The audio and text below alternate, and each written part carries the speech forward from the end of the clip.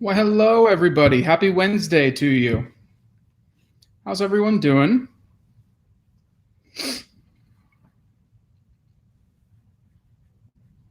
Hope everyone's having a good Wednesday.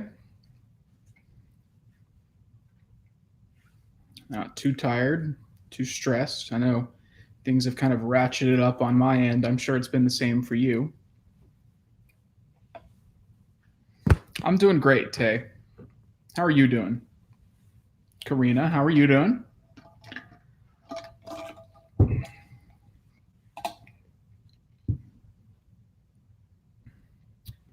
I graded a pretty big stack of papers. Well, not a physical stack of papers, because they're turned in on Blackboard. I got quite a bit done, and so yeah, please be double checking your grades and making sure that if you have a zero on something or something is missing, that you let me know as quickly as possible. Hey Janelle, hey John, Karina, you're doing bad. Mm. Well, I applaud you for being honest enough to let us know. I'm sorry to hear that. If there's something that I can help you with, feel free to reach out. Shoot me an email. Let me know kind of if it's something that I can fix. And maybe it could just be the times. Obviously, these are indeed unprecedented times. You have an exam and you haven't studied. Yeah, that's a bad situation. What's your exam in?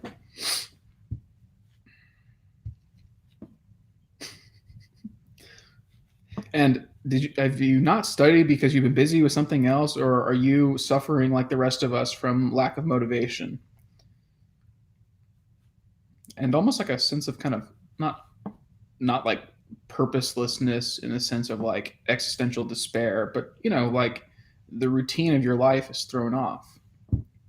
So is that what's troubling you, or did you have better things to do? Pre-Columbus, Civil War history, I'm assuming. Just procrastinating. Okay. Well, I wish you the best of luck on your test. Hopefully, is it like right after this or something? Yeah, John, I'm with you. Lack of motivation. I mean, it's not just y'all; it's us too. It's everyone who's has a routine at work and it's not working anymore. Again, really unprecedented kind of situation here, and yeah, I don't want to. I hope you're not pathologizing it and thinking that something is wrong with you. What's wrong is you're in a routine, things are going a certain way, you get used to them, and we run on autopilot a lot of times. We just get kind of used to things, and that means that we don't have to raise our cognitive load. We can just kind of get in flow and get going. That's why when you wake up and you have your wake up routine, do you wash your face first? Do you have coffee first? Whatever the case is. And when you don't do those things, it starts your day off kind of weird as well. So yeah. Mm, yeah. Oh, okay. So that's another thing. We kind of I don't know that you and I have talked about it, but it's come up for us as teachers and stuff like that. I know some of y'all are sharing computers or sharing resources, or you find yourself like in a house sharing a space with other people, and so that's creating different difficulties and problems that maybe you haven't had before. So if you're having that problem and it's especially affecting my class, your ability to watch the videos, to turn in papers, things like that, please let me know. I'd be happy to make some accommodations for you, extend the deadline or whatever. I obviously don't want anyone to fail AIS, but I can't help you if you don't let me know what's going on. Yeah, Christelle.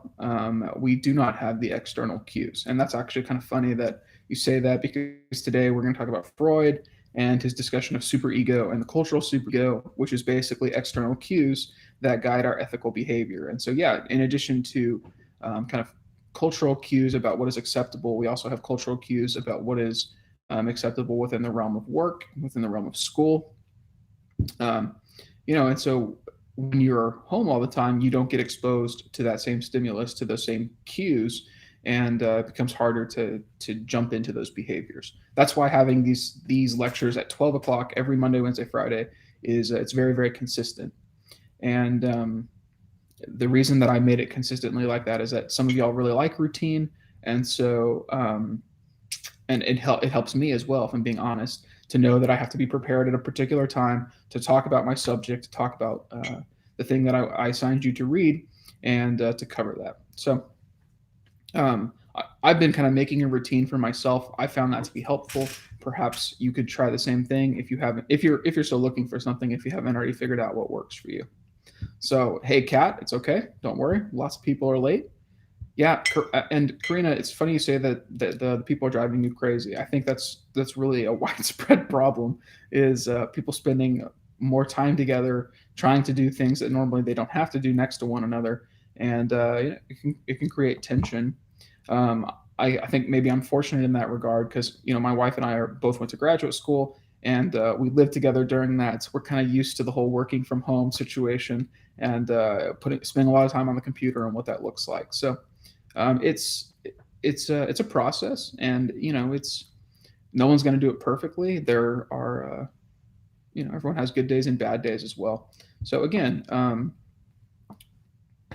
it it's a feeling out process, I guess is the best way to say it. But once you get into a rhythm, right, with said people, things go really, really well. Okay, so oh yeah, I have an announcement. I'm 30, so today's my birthday. And it's really funny how all of this kind of shook out. I think when COVID hit and I had to fix my syllabus to make everything, and I started plotting things to make it so that the class would end at kind of the same trajectory that it did before. I was amused because yeah, thank y'all. And I was amused because Freud was going to be on my 30th birthday. So yeah, thank y'all. Y'all are too nice. So yeah, I'm 30. So even though we're in quarantine and I don't get to physically see y'all, I'm having a really good birthday. I have to say, my wife has really turned it up a notch. So she got me this really cool quarantine mug, and we've got some 30 in quarantine decorations. And family sent food, and other family is going to send more food later. And Biscuit and I started today on a walk, and I'm wearing my favorite fishing shirt. And yeah, it's a really, really good day. So later, play some games, do some, what is it? House party, I think is the new thing. Yeah. Anyway, so it's been a really, really good day. And YouTube live my birthday party. I don't think so. So anyway, yeah. So hold on. Yes, thank you, Kaylee. Also, yes, I think there is I've heard that too, Kaylee. That social distancing could really contract the amount of time that we have to do this. So yeah, if you haven't been practicing your social distancing for reasons that you can control, maybe see if you can get a way to stay out of the mainstream. So I don't know what a Zoom thingy is, Karina. Remember, you're talking to someone from the dinosaur age. What is celebrate F22? Celebrate 422. Gotcha. Okay.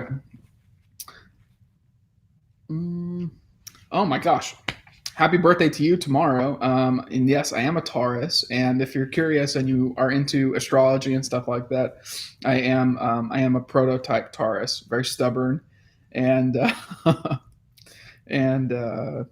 yeah. So anyway, enough about all that. Again, I appreciate it. All of the happy birthday wishes, and we will see how the COVID thing kind of shakes out for next year. I saw that I think it's Cal State Fullerton already decided that they're not going to have classes on campus in the fall, maybe all of next year. So we'll see what happens with UTSA, and hopefully we'll take a little bit more time and try to make the best decision that we possibly can. So, okay, that was a lengthy intro. One of the, I like to read. I've told you this in class, so I started reading this. I don't know if you can read it. So it's called Socrates Meets Freud. It's by a philosophy professor from Boston College. and he, first of all, he's a fantastic philosopher, and basically it's a dialogue between Sigmund Freud and Socrates in the afterlife, and they're actually discussing Freud's book Civilization and its Discontents, which is where our excerpt comes from today. Hold on, the chat is blowing up. I gotta. Do I teach any other classes? You want to take a class with me? If I do, so as of now, I only teach AIS. That could always change in the future, but I just teach the exploratory version of this and the social science version of this. I guess if it's possible, and again, this wouldn't really be a thing that I can control, but y'all can put in a request to the powers that be. I could teach a different class, maybe an honors class, a small seminar type of class. But yeah, that would be a thing that y'all would have to lead, because my department wants me to teach classes for them, and so yeah, obviously I would love to teach other stuff. I have a lot of interest, as y'all know. Ryan, I'm a top-rated professor on Rate My Professor. Really? Okay. Top, like I'm assuming that means, like, yeah, I knew I had a really good rating the last time I think my sister's the one who sent it to me last time. Yes, I can teach sociology. Oh, thank you, Kaylee. Yeah, I could teach intro to sociology. I've taught 5 different sociology classes in the past. I taught classical and contemporary theory. Those are 2 different things. I taught intro, I taught research methods, and I taught sociology of culture. Yep, that's right. But yeah, my training is in cultural sociology. I've never gotten to teach a class on that. And I also did sociology of food and sociology of religion, so I could teach those 2 classes as well. So your department is going to have to catch these hands. What are these hands? Top 3. Oh, wow, it's awesome. No way. I'm the top? That is so cool. Okay. I'll go look at this later. I appreciate y'all sharing that. I appreciate y'all sharing that with me. That's very nice. And what a great birthday present to know that I'm doing so well on Rate My Professor. But what was I saying about the Freud stuff? Yeah. So like fight to the death. Okay. Got it. Yeah. Remember, you got to explain these things to me. I don't always catch all of y'all's cool jargon. Oh, by the way, today's a water day. I already had my second cup of coffee, but I had, by the way, Community Coffee makes this pecan praline coffee that's phenomenal. So that's what I had just a little while ago. That's 2 shots for being number 1 and for the birthday. Okay. Justin, I bet you have a good party life, man. You are full of great ideas today, aren't you? So yeah, I could teach other stuff. You could talk to my boss about it, Karen Doss. But also just I really don't know who you would talk to about it.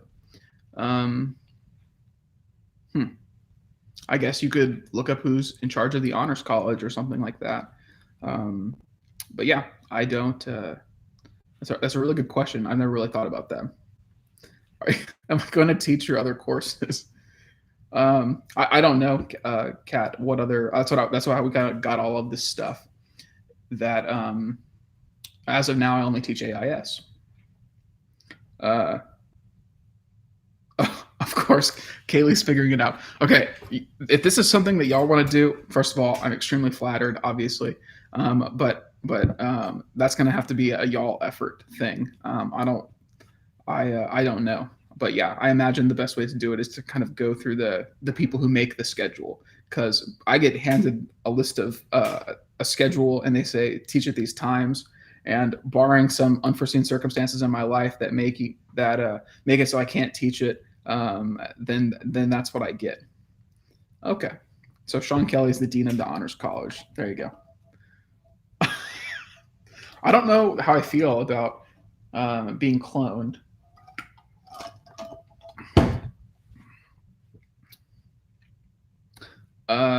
No, I prefer not to be kidnapped. I think part of what makes our class fun is that I come willingly to teach you, and you come willingly to the class as well. That's what we're doing right now. So, Kaylee, like I said, I'd love to teach anything. So, I'd obviously be happy um, to have that opportunity. Actually, it's the Honors College. I did get offered to teach a class for them a couple years ago. It just happened that the time slot for that class was exactly when I had another class, but it was a seminar on happiness. So you can imagine that that would have been a really fun class where we just read stuff and argued about and wrote papers about and talked about what is it to be happy. So anyway, that would have been really cool. But yeah, I again, I really appreciate y'all sharing that with me. That's very nice of y'all, and I'm really humbled that y'all like the class enough and like what we're doing here enough to want to take another class with me. So that's probably the highest praise that any professor could ever get. That especially someone who teaches a required freshman level class. Please teach other stuff. Oh, Kayla, you took that one. Cool. Yeah. So yeah, thank you. Can I lecture? Yeah, I mean, I obviously I'm not prepared for a discussion of happiness at the moment, but yeah, um, uh, y'all are so funny. Uh, I lost my train of thought. Now the momentum for for teaching a happiness course is going. Okay, I appreciate it. It is funny though that y'all, we're talking about the happiness course and stuff like that because, like I said, today we're talking about Freud, and the beginning of the premise of this book, right, Socrates meets Freud, is Socrates cross-examining Freud about Freud's beliefs about happiness. And if you don't know anything about Freud, then what you should know is that he believed that basically all of our life was governed by what he called the pleasure principle, which had two sides. The first is that we always sought pleasure, but when we felt like we couldn't get pleasure, then what we sought was to avoid pain. And so Socrates kind of is arguing with him whether or not that's a good way to, whether or not that's universal or not, what that looks like. Anyway, if you like philosophy, if you like debate, if you like discussion, it's a fantastic book. It's very witty, and makes a lot of points that I think would, the kinds of interesting points that came up in our is a hot dog a sandwich discussion. It's just like there's a lot of depth there. So, yep, Freud was okay. So that's interesting. You say Freud was an atheist. Um, See, that's what I thought too. He's certainly a materialist. He talked about religion being an illusion and stuff like that. So to me, that seemed to be obvious proof that Freud was an atheist. But I put that out in front of my mentor, two of my mentors at A&M, and they both got like really pissed at me. One guy was like insistent that Freud was not only a theist, but actually religious, just not practicing religious. And that was pretty interesting. And his argument was basically that Freud's that he grew up Jewish, that his nanny, the person who took care of him, was Catholic and took him to Catholic mass, and his wife, her dad was actually a rabbi, and so he comes from this Jewish background.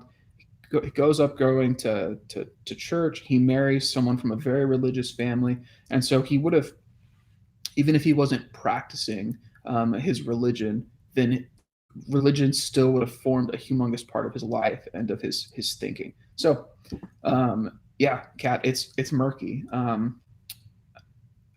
I said, I trotted that out and it got blown back in my face. I obviously we should do some more research on that and figure out the truth.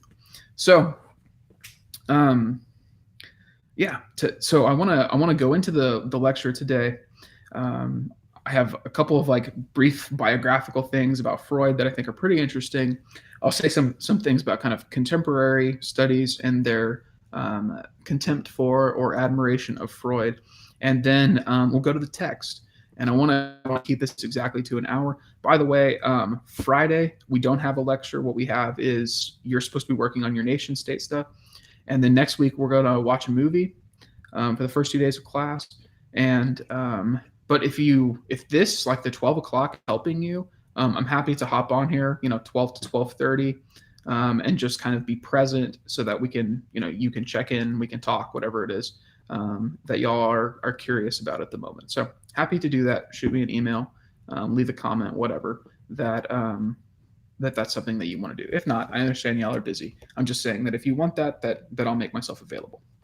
Okay, so Freud, extremely controversial figure. Very often unfairly represented, and you can't take a psychology class without learning about some Freud.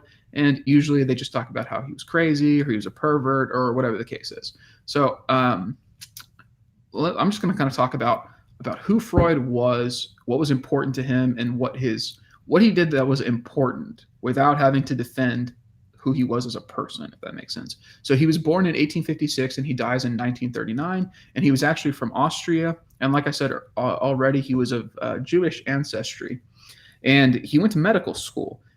He didn't go get like a PhD in psychology. And he wanted to be a doctor because he saw that as being a field where he could make money, take care of himself, and take care of his family. And it was also very, very respectable. But here's the thing: Freud, he loved medicine, and he goes on rotations, okay, with this other doctor, and that doctor is talking to. They're making house calls, and that doctor is talking to the husbands, and Freud begins by talking to the wives, right, the women in the household. And it is in that part of his life where he learns that talking to these women about what's going on in their lives, their neuroses, that they have these neuroses that are presenting, and that he, through talking to them and going back to visit them, he finds that it's actually helping them. And so it's Freud, who was not even the main person going on these things, he's just kind of a tag along, invents what we nowadays call the talking cure.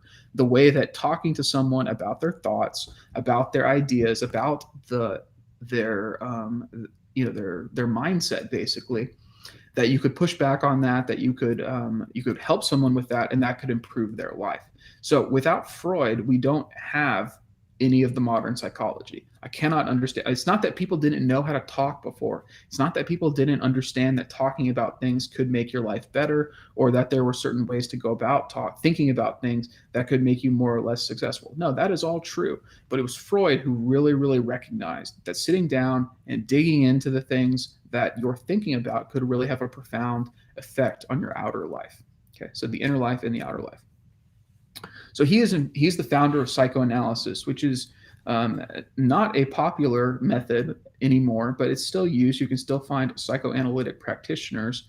My wife was telling me the other day that there is a new kind of therapy that people do. And I was like, when she was telling me about it, I was like, oh, so it's just psychoanalysis. And she was like, well, no. And then I talked about like what Freud said, and then she was like, okay, yeah, it's kind of like that. So it's basically like that deep immersion into going back into your past, into your childhood, talking about those early attachments and those early experiences and how those have profoundly shaped who you are as a person, and kind of disentangling and getting away from whatever experiences are particularly nasty. Okay, like I said already, Freud was trained as a medical doctor, and it was only his interest in the way that people's minds played such a humongous difference in terms of the way that their physical body performed and the way that they were able to perform in everyday life that kind of, I guess, drew him to psychology. Now, Freud churned out papers and he churned out books. And despite being well thought of within the medical establishment, he could not get tenured. He could not become the kind of highly respected academic world authority that he was trying to be. And this is for a very specific reason, because he was Jewish. And at the time, the anti-Jewish sentiment in the place that he lived was very, very strong. So, but eventually, Freud wins out. He becomes, gets the respect that he deserves, and so that's all well and good. Now, Freud was really influenced above all by two people we've already talked about before. So I mentioned that Durkheim was really influenced by Darwin and Schopenhauer, and Freud has exactly the same two influences. It's really Darwin's theory of evolution and Schopenhauer's theory of will and of suffering and of the kind of the way that reason is subservient to the will, or to what Freud would call the id. But Freud is also influenced by a third person who we rarely think about, and that is Plato. Freud intentionally takes and he kind of turns Plato on his head because he renames things that I guess, changes the terms that Plato came up with, and he makes them like the most controversial version of that thing that he could possibly think of. So, for example, for a long time, people have been using the term eros to refer to kind of like sexual love, and so something that is erotic has that element to it. But Freud sees eros in kind of the classical sense. It's that, but it's also a unitive instinct, like wanting to come together. It's a creative instinct, the creating of new life, etc., etc. So but that is not controversial enough. So what he does is he comes up with he talks about how human beings have these drives, and one of the drives that he names is the libido drive. And of course, I'm sure all of you have heard of that before. But then he comes up with his counterpoint to eros, the life instinct, with thanatos, the death instinct.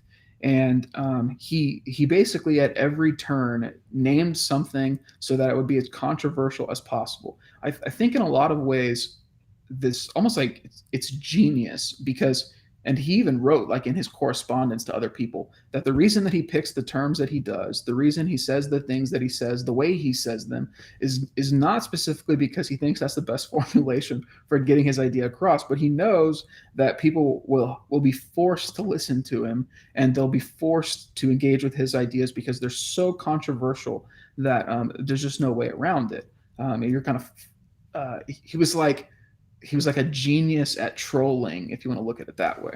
So pretty interesting stuff there as well. Now, the Plato connection, it's pretty interesting. So I'm not saying it's an exact one-to-one connection, but Freud certainly, one, knew Plato and Socrates, two, imbibed their ideas, understood them very seriously. And we're going to be able to see that parallel in today's reading. So if you haven't read Plato, or if you don't remember from earlier lectures, Plato talks about how in the Republic that the person, the human person, has three parts, and those parts are the lowest part of you is your bodily appetites, right? Your drives. The middle part of you is spirit. This is the part of you that becomes attached to things. Your sense of allegiance, your sense of loyalty, your sense of connection, your obligation to your family and to your polis, right? Your city state for the Greeks. Your, I guess, drive to kind of, I mean, yeah, spiritedness. I guess that's all I can really say about it. And then the highest part of you being the intellect, right? What Plato calls reason. This is the highest thing. It's your ability to discern between things and to make a reasoned judgment about which thing is best. And the way that you do that is your mind is capable of tapping in to the reality beyond perception to see things as they really are. Okay, so that's Plato. Now, Freud comes up with a system that sounds remarkably similar to that. He says the lowest part of every person, the thing that all people have in common, the thing we have in common with animals, is what he calls id. Okay, but he didn't actually call it id. That was the translator who translated it from das Ich to id. Now, das Ich in German literally means the it, which is such an awesome name. I mean, just, it's like, oh, what was that? It was the it. I'm like, that is so cool. And then above that is what I guess would be the superego for Freud, and that is the part of you that is conditioned by the time period that you live in, the family that you're born in, the culture that you grow up in, and that is your sense of conscience. And overall, the superego wants you to be perfect. It's that perfectionistic drive that you have, the unflattering conscience, the part of you that is conditioned to see everything that's wrong with you. And then above that is the ego. Okay. And for Freud, the ego has an almost impossible job. And that job is to make sure that the id gets to do some of what it wants, right? But not too much. And that the superego is fulfilled to an extent. But the superego wants you to be perfect, and the id wants you to just give in to all of your desires all the time. So you can see how if you did what the id wanted, you would be defying the superego. If you did what the superego wanted, you would be repressing the id. And poor ego is caught in the middle of this situation and is trying to balance and find a mid ground between these two different things. Okay. So in the Republic, Socrates talks about that the human soul, what I described to you, right, reason, spirit, and appetite, that you can see those things written large in the city because the city has the same thing. And this is why I say that Plato is very important to Freud, because in the text that we're going to read today, Freud draws this comparison between the fact that an individual has a superego and that culture also has a superego as well, and that this is a really important thing. So it's a cool idea. I think that's all of the introductory remarks I wanted to make about this. So everyone learns in Intro to Psychology that Freud said, the id, the ego, and the superego. Okay, those are the terms that we learn them, and it's a real challenge when you're starting out in psychology to figure out exactly what they mean and to keep them straight. So I think it's actually easier to learn them in the way that Freud created them. So for Freud, the id is, like I said, it's your biological drives. It's all of the things that animals have in common, right? It's the need to eat, to procreate, to sleep, to be warm, to all of those, like to drink water, those deep biological drives that keep you alive. That's the id. Okay. It's also where all of our aggressiveness comes from, vindictiveness, the desire to hurt and to take and to get the things that we want by kind of nefarious means. Now, so that's the id, which in German is the it. Okay. The superego is the over I. So here's John, right? I'm an I, which again, ego. The ego is the I. And then the superego is over I, so like up here. And this is a very, very, very useful thing to keep in mind as you go forward in psychology, because how do you keep ego and superego straight? Superego is just the I with something added to it. It's I with something on top of it. And why does it matter if it's on top? Because it's weighing you down. It's checking you. It's pushing down on desire. It's pushing down on what you want. Right? It's a tendency to repress and to control yourself better, if that makes sense. So it's in German, it would be the it, the I, and the over I.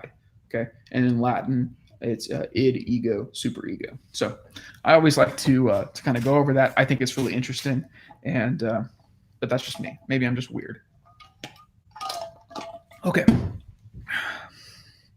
So, by the way, if you should do this, like when we get off YouTube, you should go Google a picture of young Sigmund Freud, and you'll be astonished to find that Freud has literally, young Freud, as a young doctor, has the exact hairstyle of a hipster. He's got this crazy beard. He's got the cut-in part with the comb over.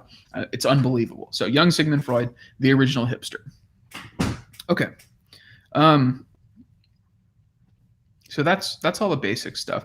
Now, y'all asked about other classes that I've taught, and do I teach anything else? Can I teach anything else? And yeah, the answer is I can. So let me tell a brief story. So when I teach social theory, one of the books that I assign is Civilization and its Discontents by Freud, for a couple of reasons. One, it's short, it's super interesting. It's definitely like disarming in some of the points that it makes. It's very controversial. There's no one who ever reads that book and then walks away and just says, it's fine. It's like everyone either is like, this is genius or this is insanity. And there's really not been any other reactions to it. So the excerpt from today, Civilization and the Individual, is basically Freud drawing an analogy between the way that an individual develops a psyche, right? The way an individual's superego is developed, and then the way that a cultural superego is developed. So that is going to be the task for him today. Now, like I said, if you take Intro to Psychology, Freud will come up in the textbook, so he usually come up in the lecture, and they'll say something along the lines of Sigmund Freud was the father of psychoanalysis. He thought that everything was basically just based on sex. That everything, yeah, everything could be reduced just to sex. Other than that, he was just a product of his time. He did not understand people from other cultures. He was not interested in the differences between people from different times and different places and between different genders and stuff like that. That he was just this crusty, grumpy person. And but Freud is certainly a pessimist. There's no doubt. I mean, he's a crusty chap. But Freud also spoke 6 languages, including Spanish. Was a devout lover of Plato and of Shakespeare. Okay, he was an avid rock climber. He was a very athletic guy, and really interested in those kind of like manly, not sports, right, but like hobbies, like kind of extreme sports, I guess is what we would call them. The book is Civilization and its Discontents. You want the blue version? It's a blue cover, and the translator is James Strachey, Strachey. That's the one you want. Okay, so yeah, Freud was and then on top of that, Freud was extremely interested in art, and he invents another therapy technique, dream analysis, right? And again, it's so funny. People say dream therapy is dead. It's not a real thing. It was never a science. It's out of it's been disproven or whatever. And yet there are still people who practice dream therapy.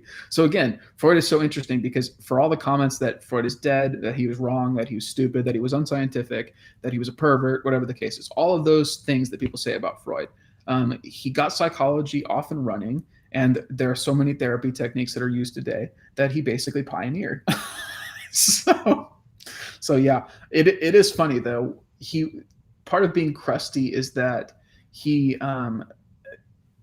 would like get these young, really, really smart psychologists, and he would kind of take them under his wing, and he would teach them the basics of psychoanalysis. And the way it worked at the time was, if Freud said, or another psychoanalyst who was well respected said, you know what you're doing, you get the techniques, you could be a practitioner.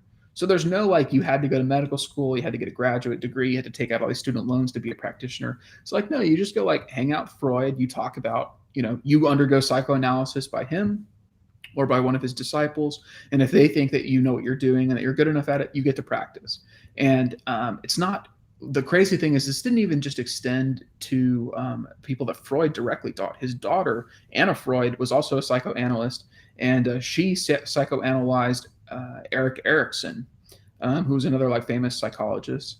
And so she psychoanalyzed him, and then they talked, and basically she was like, you're a genius, you know exactly how to do therapy, and he became a psychologist. So he didn't get an advanced degree or anything. I mean, that's crazy. Like, to think that if you came to my office hours and you told me about all your problems, and we talked about that for a little bit, and then we kind of went back and forth about what it is to be a teacher, what is it to be a cultural critic or a philosopher or a sociologist, and we just had a handful of conversations like that over the period of like a couple of months, and then I turned around and I said, perfect, you're ready to be a university professor. It'd be like, what? But that's the kind of the credentialing system that they had back then. So it is interesting. Okay. So the friend thing. So among the people that Freud was really close to, there's a lot of like really, really interesting psychologists. The most well-known one is Carl Jung. It looks like Jung, Jung, but it's Jung. And what would happen with Freud and these other people is basically he would say, this is the right way to do something. They would push back and say, no, I think you're wrong. I think it's this thing. And if it was too far of a departure from one of his core ideas, Freud would basically say, well, to hell with you. Why did I help you anyway? And the person would be kind of forced out, and they would have to go on their own way. So people began to catch on to this. And so they kind of lambasted Freud and basically said, well, you don't have any friends because you're, crusty and grumpy and no one's allowed to disagree with you. And he said his rejoinder was basically that No, I have a lot of friends who I get along with perfectly well. I'm just not friends with people who I can't get along with. And those are the people that you talk to. So, of course, you think I'm not good at making friends. And if you sit there and think about it, it's like, that's a really, really good point. If the only evidence you have is from the people who hate something, not from the people who are like still friends with Freud, for example, um, yeah, that is a noticeable discrepancy. So, anyway, there we go. All right. I mean, I could talk about this book and this reading for a month and never say the same thing twice. So let's actually go to the text. So he starts off the whole thing. He says, the analogy between the process of civilization and the path of individual development may be extended in an important respect. It can be asserted that the community too evolves a superego under whose influence cultural development proceeds. So he's saying that in every culture, a superego develops, and this superego is basically the culture's conscience, and says kind of here's what should be done in a culture, and here's what is outside of the realm of not only of I guess of morality, like this is a no go. You cannot do this thing. You cannot go in that direction. Okay, and then he basically comes up with this theory that the superego is created and evolves based on the huge personalities of great figures in history. And so then after making all these interesting points about how that happens, he says the last great person to do this, and remember he's writing in Europe in the late 19th, early 20th century. He says the last great person to do this was Jesus. So it's kind of humorous that first of all it's like the last person to really shape the cultural ego was Jesus, and he did it 2,000 years ago. Okay, but there's another reason it's kind of funny. In addition to like the massive things that changed between then and the time that Freud was writing, he really, really hates this like central precept of Christianity. And that's like literally what I say half the book, that's an exaggeration, but an immense portion of the book is him directly fighting with the Christian notion of loving your neighbor. In fact, it's actually in today's text. We'll talk about it. But I mean, there's a whole section where he talks about why love your neighbor is stupid. And he has two primary reasons, and I love them. They're so fantastic. I mean, they're so funny because it's like, who hasn't thought these things? That's what I think is so funny. It's like Freud was just brave enough to say what all of us have thought at some point. So he says the first reason that you shouldn't love your neighbor is because if you love all of your neighbors and you say you love like your spouse or your children also, that means that you love everyone the same, that you see no distinctions between them, and so you collapse all of your love into an amorphous blob, which means their love isn't really worth anything because you're not saying that anyone is special. And to say you love someone is to say that they hold a special place in your heart, and part of that is that when you love someone, there are certain duties involved, certain ways that you should treat them, certain ways that you shouldn't treat them. Okay, so that's the first point, which I find to be really, really hilarious. It's like, yeah, who hasn't had the thought that like if you really love someone, that person should be truly special to you? But yes, that's true. You can love everyone differently. But Freud is saying that if you say the reason that you love everyone is because you're loving your neighbor, that's collapsing the distinction, and you're basically just equating your love for one person. Or it's basically saying that you're equating the way you love a single person with a love of humanity in general. And it's a really good critique, believe it or not. And it's actually kind of a scary thought, because who among us hasn't had the thought that it's like, no, I should really be more kind of more loving to people, because yeah, like it seems like I've got my own set of things that I'm dealing with, and I just had these great experiences with or interactions with people who are different than me, and so maybe I need to kind of open my mind or whatever. And so that's good. Freud would like that. But to say that you love all people is kind of hypocritical, because it's saying that you love everyone the same, but then when you're actually given the opportunity to do so, you don't do it. And so that makes you a hypocrite. So that's a really interesting point. And his criticism of this is basically that the challenge to love your neighbor is extremely hard, because when you say you love humanity, it's like you can focus on all the great things that humanity has done. I mean, the creation of like or not the creation of, but rather like, human rights, human dignity, the amazing architectural achievements, the amazing scientific achievements. It's hard when you do that to not focus on all the good things. But the thing about loving your neighbor is like you can't help but notice everything that they're doing that upsets you. And the perfect example of this is right now in quarantine.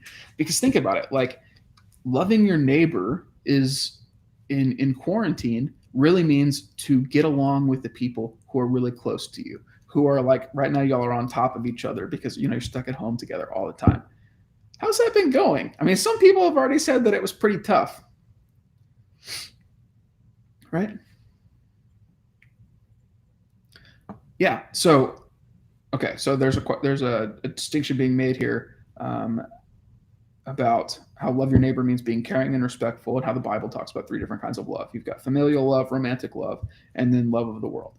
Okay, so yes, that's absolutely true. The Bible draws that distinction. Freud is collapsing the distinction because he's not focused on friend love and family love. He's saying that if you say that you love your neighbor, and you're saying that all of humanity is your neighbor, that you're really being a hypocrite.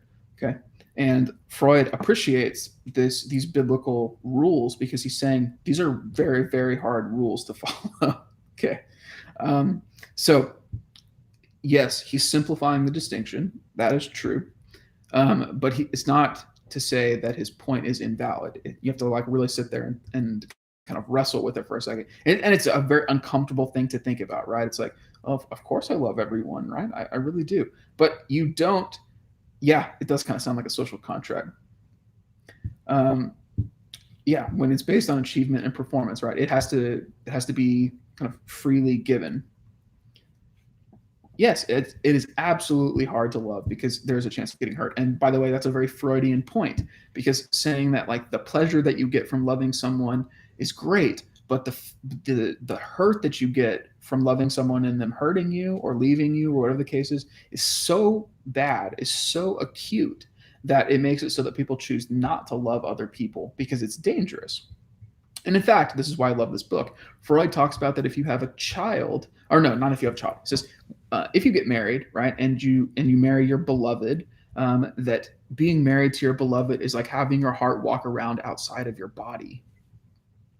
Yeah, Freud was a hopeless romantic.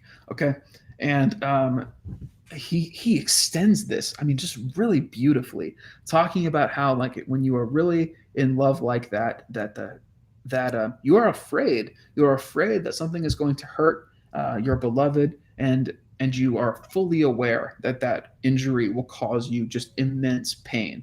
And to illustrate this point, Freud would say, and I would agree with him, think of the last time someone you really love, like someone you deeply care about, said something negative to you about you, right? They criticized something that you did, maybe they made a comment about your character or whatever. And then I want you to contrast that if like I told you that exact same thing, or some other professor that that you're taking classes with. Doesn't have to be me.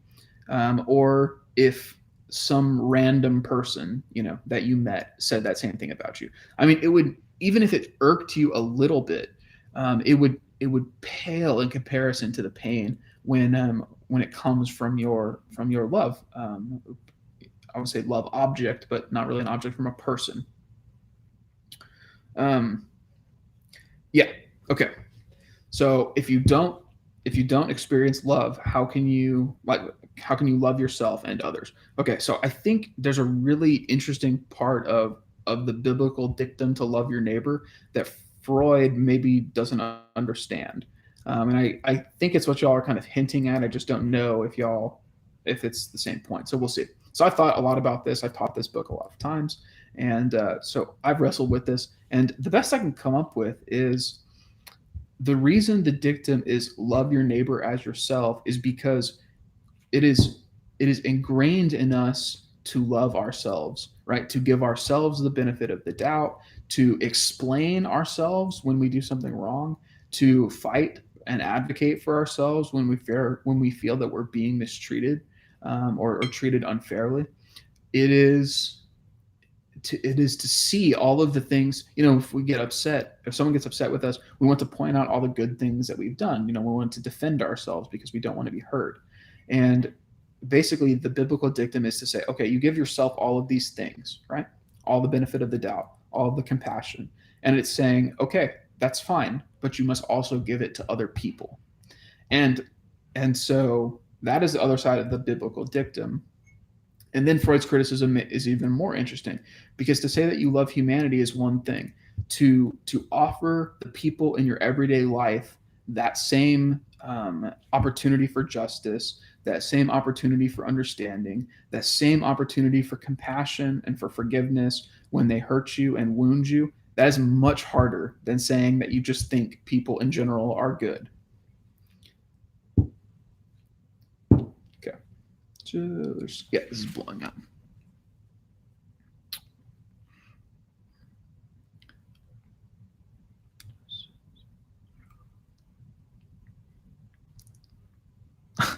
Okay. Yeah. So the chat is very interesting. Okay. So it's harder to love ourselves than to love other people. If that is true, then why is the dictum not to love yourself as you love others? The dictum is what? Love your neighbor as yourself. And the reason it's hard to love ourselves is very simple. We're very keenly aware of everything wrong with us, right? Of all of the thoughts that we have that we're not proud of all of the things that we've ever done wrong.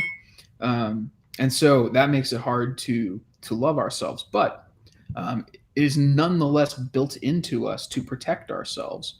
And part of personal growth, I guess is what you would say, is learning to appreciate yourself for who you are and what you bring to the table, what you offer, and then to be aware of your deficiencies and try to work better and to be better at them.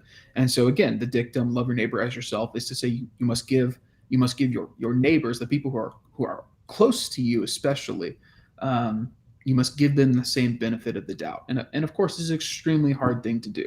Okay, and Freud is keenly aware of this. I think we barely talked about the text, but okay, I'm gonna go to the text now because I want you to see what he says about this. All right. So, like I said, he's talking about the superego. He's saying that the last great person to really affect the superego was Jesus, and he talks about how if Jesus was not part of mythology, then it took years for it to be decided that he was the Son of God, and that's its own kind of mythology, and so that weighed on the cultural superego's conscience, leading Rome to convert its empire from paganism to Christianity, and kind of completely changing the dynamic in the way that we think of ethics and what kinds of behaviors are acceptable for you to act out towards other people. Now, that is an interesting historical question, whether or not it took hundreds of years. Like I said, I'm interested in sociology of religion, so I've kind of looked into that. That doesn't appear to be the case from what I've looked at, but that was Freud's reading of the situation. So, okay, let me keep going. He talks about, like in therapy, how you have to oppose the superego. Okay. All right, so here he goes. He says, the commandment, love thy neighbor as thyself, is the strongest defense against human aggressiveness and an excellent example of the unpsychological proceedings of the cultural superego. And yeah, I should have said, at the beginning of Civilization's Discontents, he talks about how we are, human beings have this problem that we must live in a society together, but we instinctively are very selfish and aggressive and prone towards violence and intolerance and things like that. He's like, what is civilization to do about this? Okay. The commandment is impossible to fulfill. Such an enormous inflation of love can only lower its value, not get rid of the difficulty. Civilization pays no attention to this. Civilization pays no attention to all this. It merely admonishes us that the harder it is to obey the precept, the more meritorious it is to do so. And who hasn't heard that? It's like, oh, if something is really hard to do, it means it's worth doing. Okay. And so Freud's like putting his thumb on that, and he's saying, uh-oh.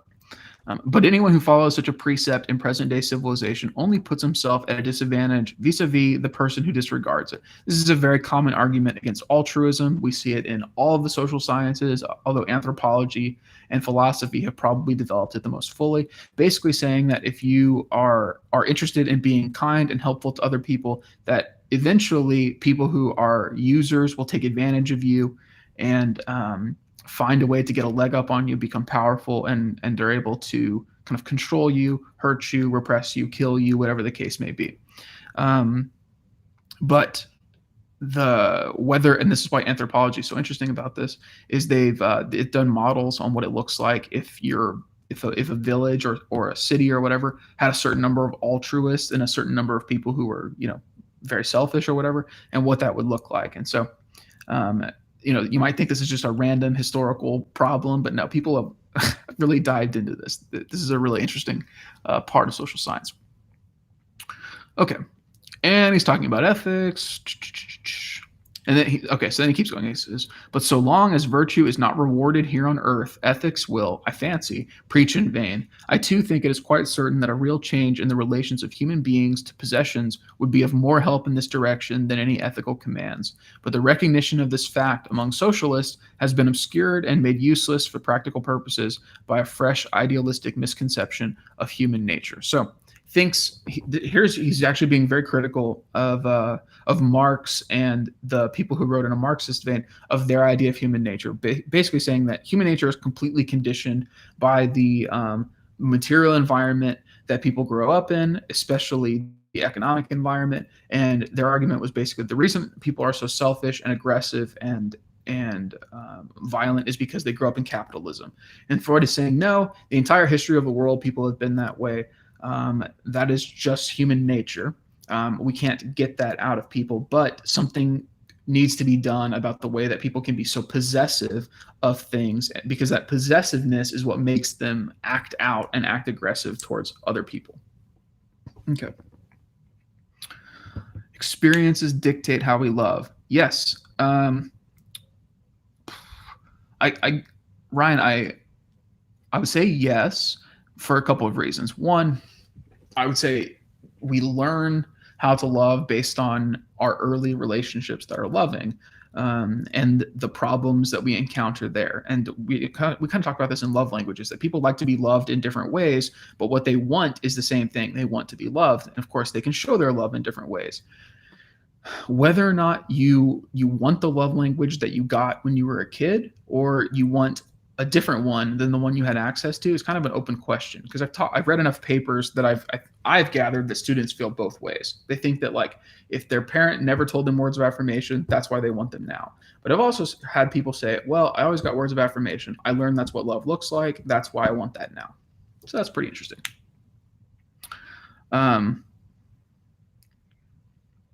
Yeah, if something is easy to do when you can't do it, doesn't it hurt more? I mean, that's a really that's a really good point, Ariana. Yeah, that is a big problem. You need answers, so it hurts more. Okay, so I think you're kind of drawing a false comparison there. So yes, if someone likes everyone and they don't like you, that is hurtful. I don't see how that necessarily follows from if something is easy to do and you don't do it, doesn't it hurt more? And I would say people are different about these kinds of things. So I've been married almost 6 years, and my wife and I have been together like over 13 years. And what I have learned is, like, for my wife, the big things, the big important parts of our relationship, those are the things that she focuses on the most. And for me, it's the little things, like the day-to-day details of things, the day-to-day interactions. But that is a massive oversimplification of times in our life and in our marriage where those things have changed. So there are times where, like, on the day-to-day, that she cares more about the way that am I helpful on a day-to-day basis versus, am I accountable when I do something wrong and I need to apologize or whatever. So those things can, again, change also. And again, I think they can change based on where you find yourself in life, your environment, but also your beliefs, and how your beliefs change and evolve as you go through life. Nothing is even though we want to think of these things as very settled, there, and I think there are answers, by the way, to some of these questions, but it's very unsettling, right? And when we leave these things kind of open, it makes it hard to interact with people because we begin to think, well, there's just no way of solving this problem. Yes, okay, it's really funny. The discussion. Yeah, they're right here. What is happiness was the question. So we cannot have a discussion about that in here, Kat, unfortunately. Although it's really funny you mentioned that, because that is literally the very first thing that Freud talks about in this book. And like I said, I'm going to plug this again for the third time. The first thing that Socrates and Freud argue about in that book is what is happiness, and basically Socrates and Freud have very different definitions of what happiness is, and very different from what Aristotle thought as well. So for some philosophers, happiness is basically like a state of contentment. You do not have the highs of emotional elation, nor do you have the lows of depression. There is no existential despair. There is no existential elation. It's just sort of a calm and a stable state that recognizes, the goodness of life and the goodness of the life that you've lived. So, okay, yeah, Karina. So that's really interesting. You say happiness is different for everybody. So Freud would say that's exactly true, right? That because we all like different things, happiness is when we get something that we like, or we get some kind of pleasure. And since we have different pleasures that we like, that means everyone's happiness is different. And Aristotle and Socrates and Plato, they would say no. They would say happiness is an objective thing, that every single person, and they all want that exact same happiness. You're talking about people having different pleasures that they want. So this is a really crazy example. Okay, so let me just give you something that to kind of think about among all of this. And it ties in indirectly with the lecture.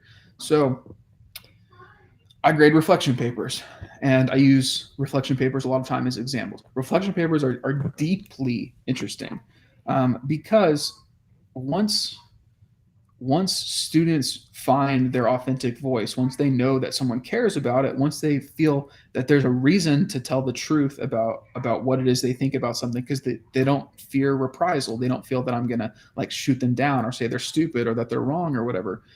People tend to be very transparent and honest. And so when I got out of grad school, absolutely thought that there was no universal standard of happiness. I looked around and I said, all cultures prioritize different things. Individuals prioritize different things. People want different things. Ergo, happiness is different. But as I've continued to grade reflection papers, I'm not saying I've completely changed my mind, but it has problematized things for me, because it's the same kinds of things that come up all the time, right? That students want. And I kind of talk about this in that Zenzuk lecture, about longing. Like, y'all struggle to come out and like talk and to say truly, here is this thing that I've gone through. It is not who I am, right? Or I want this particular thing, right? You want material prosperity. You want to be wealthy. You want to have enough money to take care of your family. You want a nice house or a nice car or whatever. Those are all, people have all different things that they want there. But what is so interesting is that, for example, like when I write a comment on your paper and I tell you that this is a really interesting argument, I really like this, I think you did a really good job here, that everyone has the same kind of reaction to that. First, it's like shock and disbelief and horror. Y'all think I'm lying to you. And then once the trust begins to build, then people go, oh, yes, this is great. There's a sense of like satisfaction. And it's not just the elation of like the fact that I noticed you. Because I'm just a teacher. I'm not someone like, I'm not super important, right? So what is it about me pointing this out to you, or me pointing out to you that your life matters, that y'all like so much? And the best I can put it together is that most people, whatever that is that they're trying to say that they really, really want, it's not enough. It's not enough. They think that they're not enough for anyone else. So why date seriously? Why really consider marriage? Because what do you really have to offer? And this is true, by the way, of people, of all genders. They think I'm not a good enough provider, or I'm not attractive enough, or I'm not, um, you know, parental enough. I'm not going to be a good parent. I'm not a good enough listener. Like I've said earlier, we're very keenly aware of our deficiencies. So that is what I find so interesting about reflection papers, is they're like a window into the way people, and think about this. I mean, I would say that y'all are very diverse in class, right? Not just in terms of your demographic variables, okay, diverse, yes, but also where y'all are from, and what you value and what you think and your beliefs about religion or politics or whatever else. So it's really kind of striking that y'all can all kind of coalesce on this one particular point, which is that you want to live a life that is truly meaningful. And that's ironically what the Greeks thought happiness was to be in this stable state of not feeling meaning, but of like living meaningfully, if that makes sense. Okay. Yes, they have the book on Amazon. Send the link. Yes, I know. Again, I know y'all look up to me, I really appreciate that. I do. Here, let me find the book for you real quick.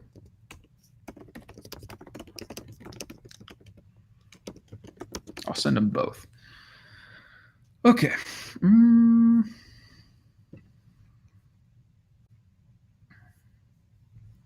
What is going on here?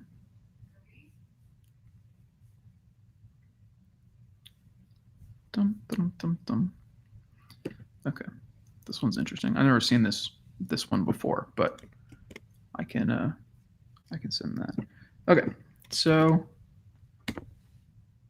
that is it sending? It won't let me send it because the thing is too long. Like I can't paste it because it's too many letters. Okay, so I'll just. Is there a way for me to? Can I? Oh, here it is. Share. Man, the things you don't know, or at least that I don't know.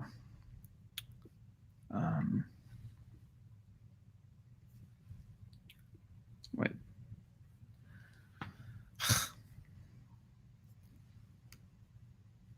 What a mess. What a mess. What a mess.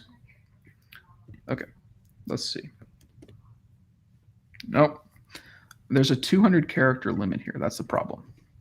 Okay.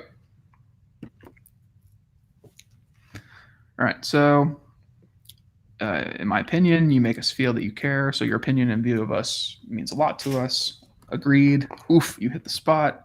You can add it to the description. Okay. Yeah. Okay. I'll do that. I'll add it to the description of the video. I'll actually put both in there, both the Peter Kreeft argument and then also the Freud too. Okay. So yeah. And again, like I know that y'all care about my opinion because you feel that I care about you, and of course, as y'all have seen in class, that is not just a feeling, but that's objectively the case. Like my teaching is about meeting you where you're at, about asking real questions, about not just shying away from things, demanding an answer, but demanding that you be respectful and not being afraid, especially that I'm going to punish you or look down on you. So that's something that I work really hard at in the class, is making sure that you know that this is not an environment where you are not allowed to be yourself, right? You are encouraged to be yourself, and that yourself is perfectly good enough to participate in the class and to be worthy of that. And again, why is this so funny? And why is it so hard for you to believe? And here we go. Are you ready for it? Are you ready for it? Why is it so hard for you to believe? Because you're my neighbor, right? How am I, your teacher, supposed to respect you and see all the good things that you are capable of, and to help you improve as a writer and as a thinker and all of these different things, if I do not see you as my neighbor, right? But to see you as my neighbor is to say, you are not. So yeah, like to say Justin is not Jalen, to say Kat is not Dariana, right? To say Karina is not John, right? To really do that is to be able to draw the distinction that y'all are different, right? I learned your names. You can't tell me that one of the most shocking parts of the class was when I first called your name, right? Not when I was calling roll, but when you said something in class, or when you came up to me, or when I saw you around in the hallway and I knew your name, right? Tell me that wasn't just like super alarming, right? Hopefully it was a good feeling, right? But it was alarming because you were like, unknown, right? Because you know your neighbors. So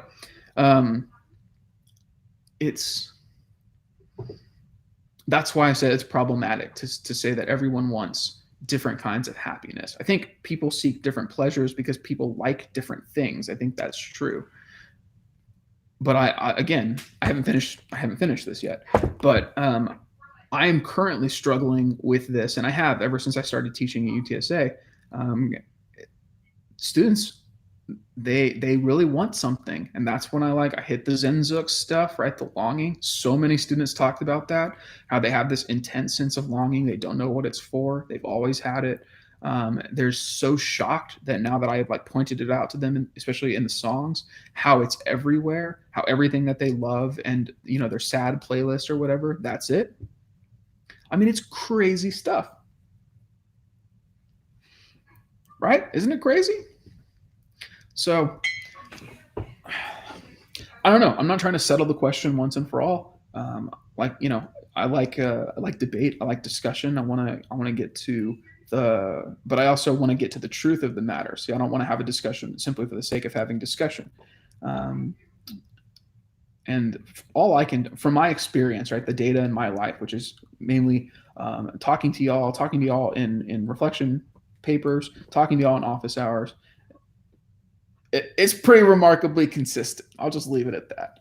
So yeah. Anyway, think about it.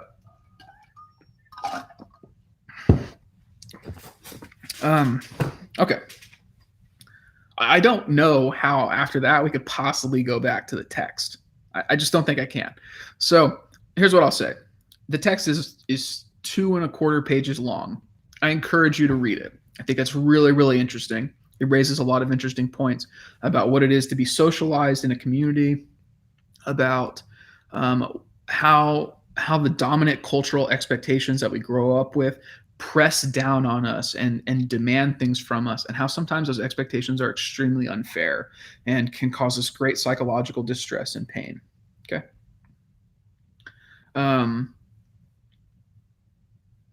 That is in and of itself and just an extremely interesting to think about and to talk about. And it's funny, right? So my wife is a psychologist.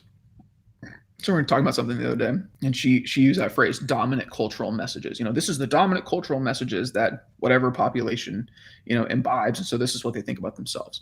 Okay, so we're talking about that.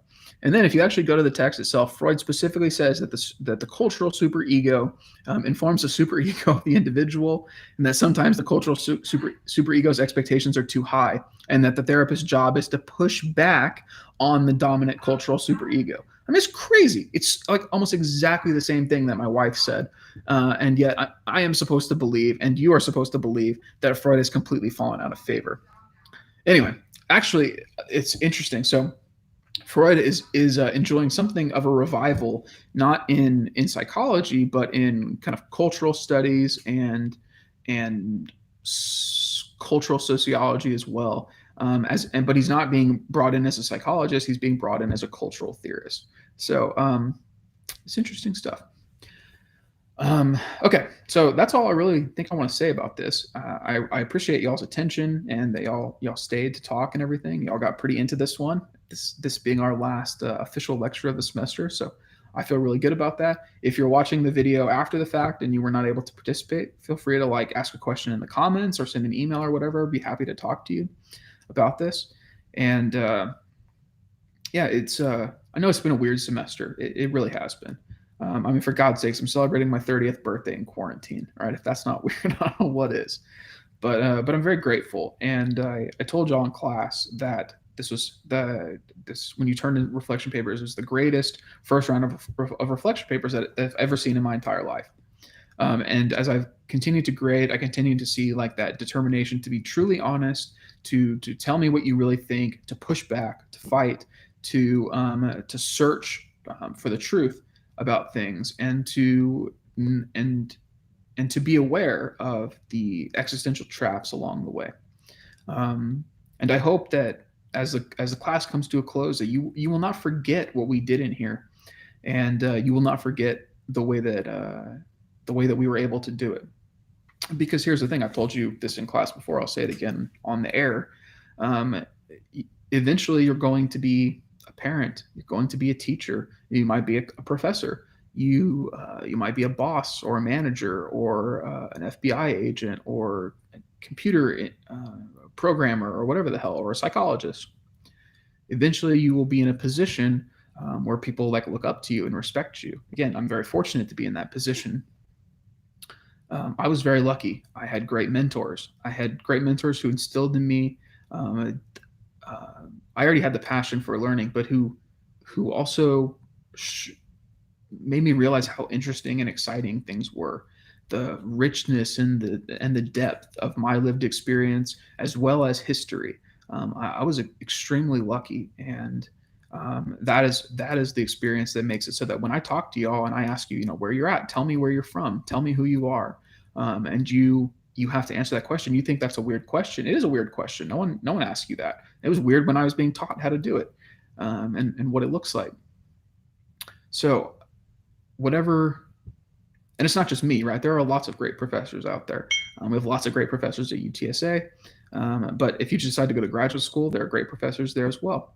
And what I would encourage you is especially now in COVID, when you have this time to be at home, to sit there and wrestle with yourself, to wrestle with the lack of motivation, to wrestle with maybe your grades are going up, maybe they're going down.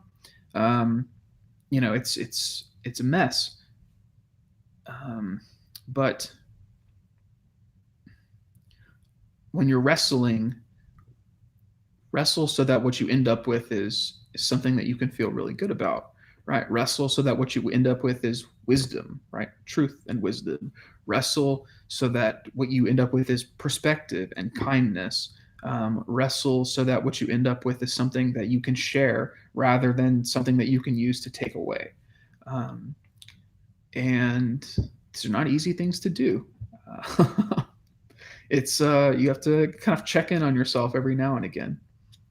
But I believe in y'all, and I think that you'll have the capacity to do that. I think that that's what y'all want to do. I think that's another thing. The reflection papers show how people want to live a really fulfilling life, a happy life, as it were.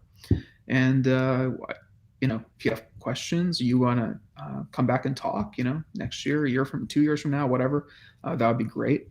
It would, it's like kind of a silly dream that I have, but I've had it a couple times, how I could potentially teach I've taught people's siblings before. That's been its own interesting experience, but teaching like your kid, right? Like I hope to be doing this for so long that like your child could end up in my class, right? And I'm like hobbled and gray, and my red beard has turned gray. Maybe I have like white hair, but my beard is red. That would be sweet.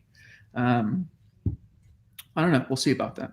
But to have that experience where your kid comes up and says, "Oh, you taught my mom, you taught my dad back at UTSA," and they told me the story of, and then whatever ridiculous thing that I was doing that day, and to be able to have a chuckle about that and say, "Yeah, like that's really cool that you ended up in the class." So, sort of a sentimental ending to this. I can't help it. Like it's we're not in class anymore, and this is the last big lecture. So, yeah, thank y'all very much for the happy birthdays. Yeah, we can do a Zoom meeting in the future. I appreciate that. I appreciate y'all's attention and willingness to really engage in the material, willingness to share what's important to you and your experiences. So I said earlier, I will link the books in the description, and so I'm going to go do that now. But yeah, I'm gonna go have a good birthday. And yeah, it's been a great day. What a fantastic topic to get to talk about with you, especially on the day where I turned 30. It's people make a big deal about how it's like symbolically important or whatever. Um, I'm proud to be 30. My 20s were hard, and I was telling my wife I want my 30s to be about being grateful for everything that I have, and being appreciative, and not needing to compare myself so much. So yeah, that's what I'm starting with today. And so my first day of being 30, I got to have this great conversation with y'all. So I think I'm doing pretty good. All right. Well, thank y'all very much for the birthday wishes, and hope everyone has a good day. And like I said, I'll link the books in the description. See ya.